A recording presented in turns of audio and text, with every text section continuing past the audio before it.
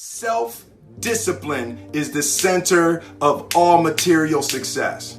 You cannot win the war against the world if you can't win the war against your own mind. I love this one. Fail early, fail often, fail forward. It's always a little bit frustrating to me when people have a negative relationship with failure.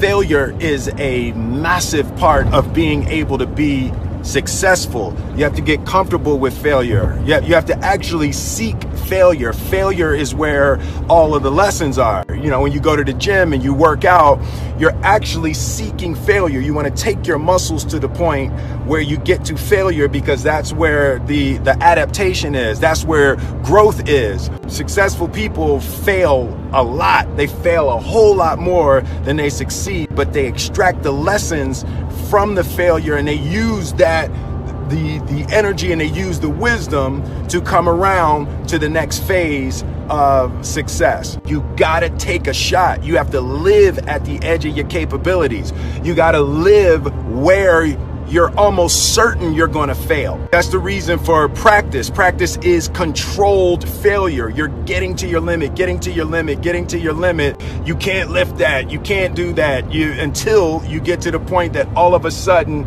your body makes the adjustment and then you can do it. Failure actually helps you to recognize the areas where you need to evolve. So fail early, fail often, fail forward. So a dude screamed to me the other night, "Hey, Will, I want to be an actor, man. I want to be an actor just like you." People say stuff to me like that. I'm like, "Yeah, man, you can do it." Give them an encouraging word. But I was just sitting in here thinking, and it dawned on me, 99% of people that say stuff like that are not willing to do what it takes to make their dreams come true. The Marines have a saying, everybody wants to go to heaven, but nobody wants to die. And that's just real. At the center of bringing any dream into fruition is self-discipline. Something as simple as food and eating. It's not about your body as much as it is about your mind. It's getting command of your mind to be able to choose actions that are in your own best interest. Every day, we are choosing shit that's not in our own best interest. Right? So if the world is attacking you and the world wants to fight you and the world's trying to hold you down, so you're going to kick yourself in the balls? So you're going to stop yourself from getting what you dream. Self-discipline is the center of all material success. You cannot win the war against the world if you can't win the war against your own mind. The only thing that I can see, and you can never really look at yourself, the only thing that I see that is distinctly different about me is I'm not afraid to die on a treadmill. Right? I will run. You would not be outworked. I will not be outworked. Right. Period. Yeah. You might have more talent than me.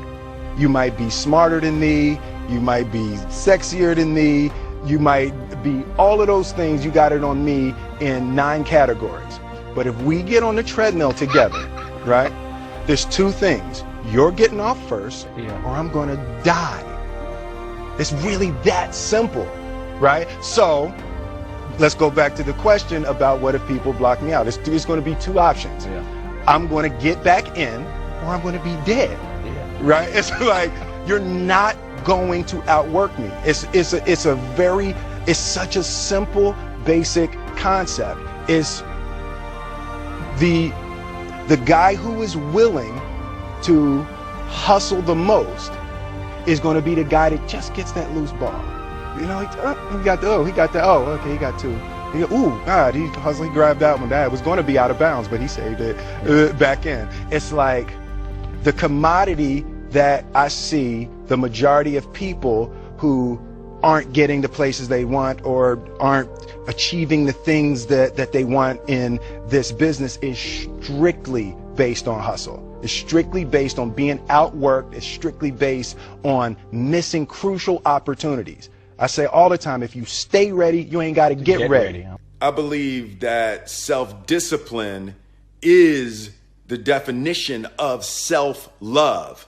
That when you say that you love yourself, that means that you have behavior towards yourself that is loving. It's like you say to yourself, hey man, look, I know you want to eat that pizza and it'll be really good, but I can't let you eat that, man, because if you eat that pizza, you're going to feel like shit, and I love you too much to let you eat that. And I think the word discipline has kind of gotten a bad name. We think about it in terms of punishment. I'm not talking about discipline in that way. I'm talking about discipline in the sense that you forego immediate pleasure for the exchange of long-term self-respect. Self-love is, hey, look, I know you got a test on Monday, and I know you really want to go out with your friends. It's Saturday night, you want to go out, but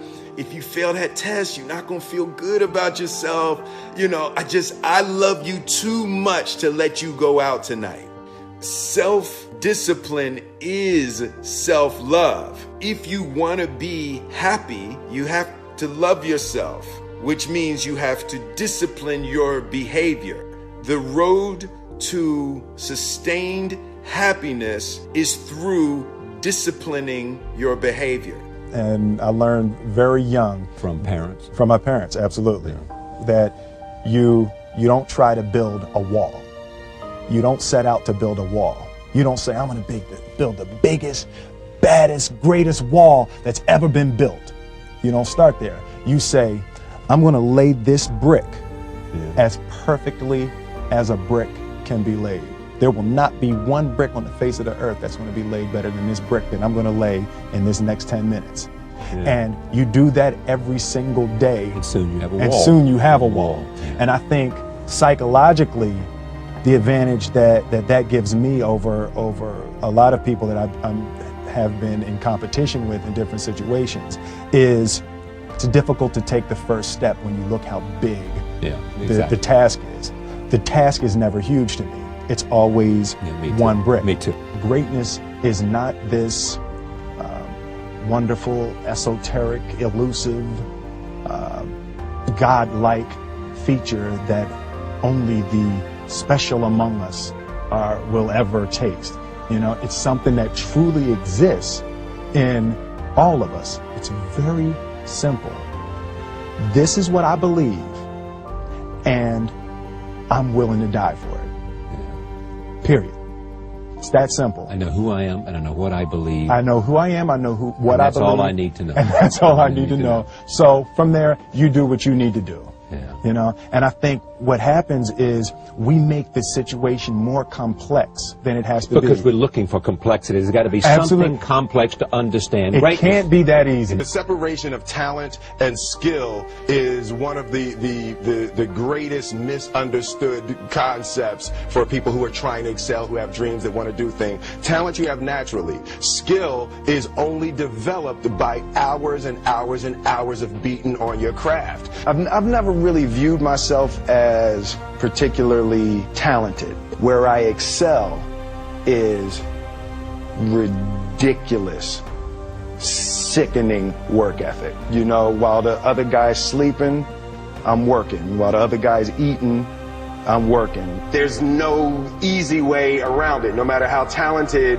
you are, your talent is going to fail you if you're not skilled. If you don't study, if you don't work really hard and dedicate yourself to being better every single day.